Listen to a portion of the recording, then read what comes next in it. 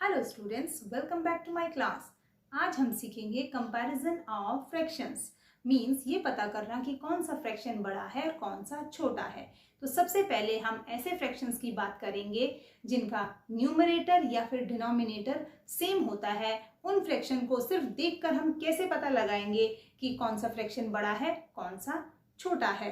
तो चलिए ये समझने के लिए हम पिक्चर्स की हेल्प लेते हैं।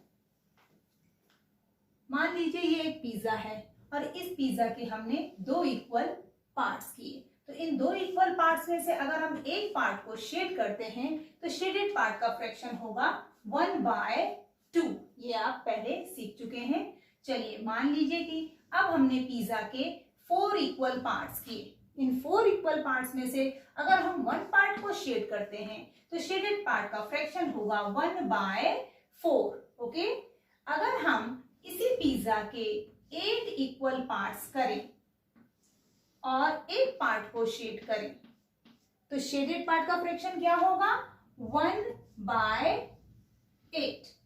अब आप देखेंगे कि 1/2 की वैल्यू है ये हाफ सर्कल, 1/4 हाफ सर्कल का भी हाफ सर्कल। ओके, और 1/8 की वैल्यू है इतना छोटा सा पार्ट। तो आप पिक्चर देखकर बता सकते हैं कि इनमें से सबसे बड़ा फ्रैक्शन 1/2 है और सबसे छोटा 1/8 है। और एक चीज ध्यान देने वाली बात है कि इन सभी फ्रैक्शंस के न्यूमरेटर सेम है। देखिए इन सब का न्यूमरेटर क्या है, इसका न्यूमरेटर 1 है, इसका भी 1 है और इसका भी 1 है। मींस इनके न्यूमरेटर सेम है। तो ऐसे फ्रैक्शंस को ये पता लगाना कि कौन सा फ्रैक्शन बड़ा है, कौन सा छोटा है, इसके लिए आपको इनके डिनोमिनेटर को देखना होता है। सिर्फ डिनोमिनेटर देखकर आप बता सकते हैं कि कौन सा फ्रैक्शन बड़ा है और कौन सा छोटा है। ठीक है, पिक्चर से तो आप इजीली पता चल रहा है कि ये फ्रैक्शन सबसे छोटा है, लेकिन आप देखेंगे इसका डिनोमिनेटर सबसे बड़ा है और जो फ्रैक्शन सबसे बड़ा है उसका डिनोमिनेटर सबसे छोटा है। तो हम इसे कैसे लिखेंगे, सबसे पहले लिखते हैं हम सबसे छोटा। तो यहाँ हम इसे लिखेंगे 1/8 is less than 1/4 is less than 1/2। तो आपको ये ध्यान देना है कि ऐसे फ्रैक्शंस जिनका न्यूमरेटर सेम होता है उनके डिनोमिनेटर में जिसका डिनोमिनेटर सबसे बड़ा होता है वो फ्रैक्शन सबसे छोटा होता है और जिसका डिनोमिनेटर सबसे छोटा होता है वो फ्रैक्शन सबसे बड़ा होता है। स्टूडेंट्स, अब हम बात करेंगे ऐसे फ्रैक्शंस की जिनका डिनोमिनेटर सेम होता है। उसमें हम कैसे पता लगाएं कि कौन सा फ्रैक्शन बड़ा है और कौन सा छोटा है। चलिए सीखते हैं। मान लीजिए ये एक चॉकलेट है और इस चॉकलेट के हमने 4 इक्वल पार्ट्स किए। तो वन पार्ट को शेड करेंगे तो शेडेड पार्ट की वैल्यू क्या होगी 1/4। ओके, अगर हम इसी चॉकलेट के 2 पार्ट्स को शेड करते हैं तो शेडेड पार्ट की वैल्यू होगी 2/4। ओके, अगर हम इसी चॉकलेट के 3 पार्ट्स को शेड करें तो शेडेड पार्ट की वैल्यू क्या होगी 3/4। अब आप देखेंगे कि इन फ्रैक्शंस में सबके डिनोमिनेटर सेम है।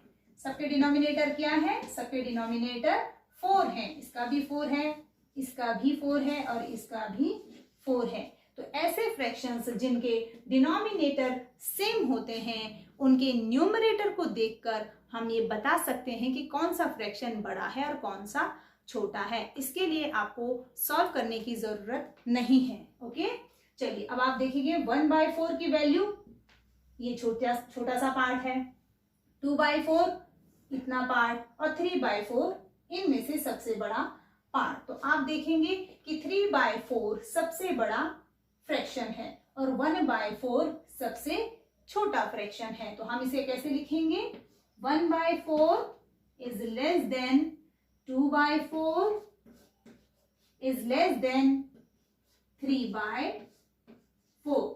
सबके डिनोमिनेटर सेम है तो न्यूमरेटर में सबसे बड़ा न्यूमरेटर किसका है 3/4 का। तो 3/4 की वैल्यू सबसे ज्यादा है। तो यहां पर आप क्या सीखे कि सिर्फ न्यूमरेटर या फिर डिनोमिनेटर सेम होने पर हम सिर्फ देखकर बता सकते हैं कि कौन सा फ्रैक्शन बड़ा है और कौन सा फ्रैक्शन छोटा है। स्टूडेंट्स, अगर आपको ऐसे फ्रैक्शंस दिए जाएं जिनके ना तो न्यूमरेटर सेम हो और ना ही डिनोमिनेटर सेम हो, तो आप कैसे पता लगाएंगे कि कौन सा फ्रैक्शन बड़ा है और कौन सा फ्रैक्शन छोटा है? चलिए सीखते हैं। मान लीजिए आपको ये दो फ्रैक्शंस दिए गए हैं, एक है 3/4 एंड दूसरा है 5/6। तो इसको देखकर आप बता नहीं सकते हैं कि कौन सा बड़ा होगा और कौन सा छोटा होगा। तो ऐसे फ्रैक्शंस के लिए हम यूज करते हैं क्रॉस मल्टीप्लिकेशन मेथड।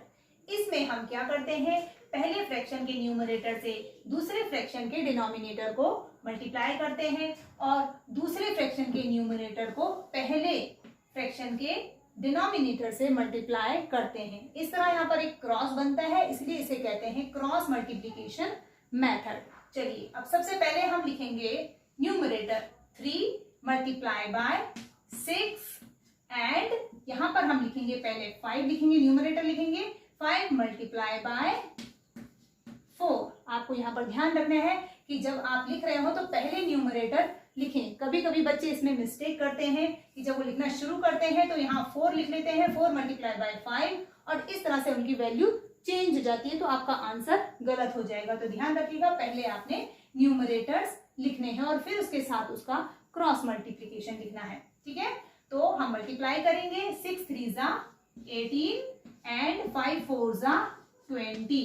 अब आप देखेंगे कि यहाँ पर ये जो वैल्यू है 20 बड़ी है और 18 छोटा है। तो 20 बड़ा है तो मीन्स इस साइड का जो फ्रैक्शन होगा वो बड़ा होगा। ओके, तो यहाँ पर 5/6 बड़ा फ्रैक्शन है क्योंकि यहाँ पर जो मल्टीप्लिकेशन आया है 20 वो बड़ा है, और 3/4 छोटा फ्रैक्शन है क्योंकि इनका जो मल्टीप्लिकेशन की वैल्यू आई थी वो 18 है जो 20 से छोटी है। तो हम इसे लिखेंगे 3/4 इज लेस देन 5/6, या हम इसे ऐसे भी पढ़ सकते हैं कि 5/6 इज ग्रेटर देन 3/4। ये तो आप सब जानते हैं बच्चों कि ये जो साइन होता है इसमें जिसका मुंह खुला हुआ होता है वो साइड बड़ा होता है। तो यहाँ साइड खुला है मीन्स कि 5/6 फ्रैक्शन इसमें बड़ा है।